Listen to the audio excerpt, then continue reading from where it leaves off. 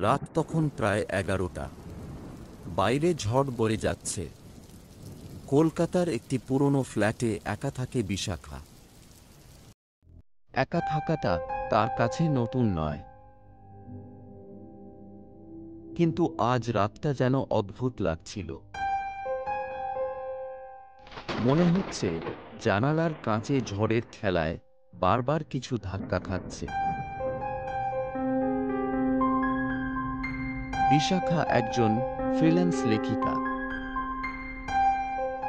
Thriller লেখার সময় তাকে মাঝে মধ্যেই রাত জাগতে হয়, আর এটাই তার প্রিয় সময়। বিশাখা চা বানাতে রান্নাঘরে গেল, আর তখনই ঘটে একটি অদ্ভুত ঘটনা। একটি চায়ের কাপ নিজে থেকে পড়ে ভেঙে যায়, অথচ তার স্পষ্ট মনে আছে কাপটা সে হাতেই ধরেছিল। বিশাখা বিস্মিত হয়ে তাকায় চারপাশে।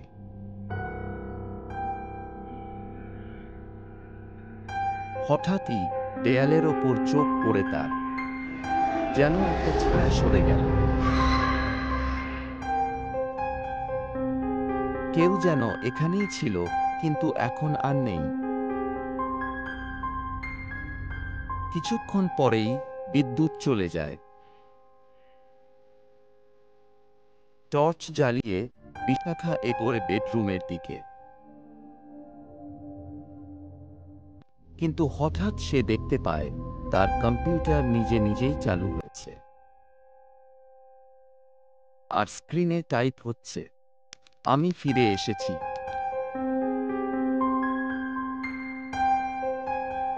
বিশাখা হতবাক। টাইপ করছে কে? তার মনে পড়ে বছর 3 আগে এই ফ্ল্যাটে আত্মহত্যা করেছিলেন একজন তরুণ লেখক, নীল। বিশাখার কাছ থেকে তার গল্পের প্লট চুরি হয়েছিল বলে অভিযোগ ছিল তার। সে মেল করেছিল বিশাখাকে মৃত্যুর আগে, "আমার গল্প নিয়ে খেলেছ, আমি ফিরে আসো।"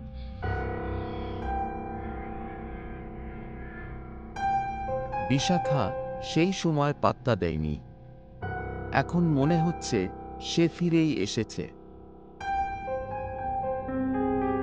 কম্পিউটার স্ক্রিনে আবার টাইপ হতে লাগল, "তুমি আমার গল্প নিয়েছিলে, এবার আমি তোমার গল্প হব।"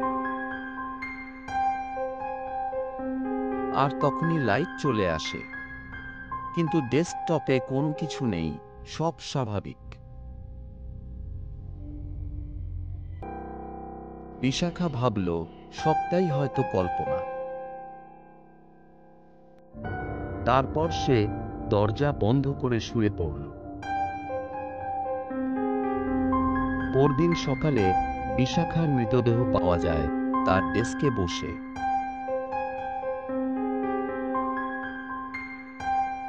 কম্পিউটারে তখনও টাইপ হয়ে চলেছে এক নতুন গল্প, "অদৃশ্য ছায়া, একজন লেখিকার রহস্যময় মৃত্যু।"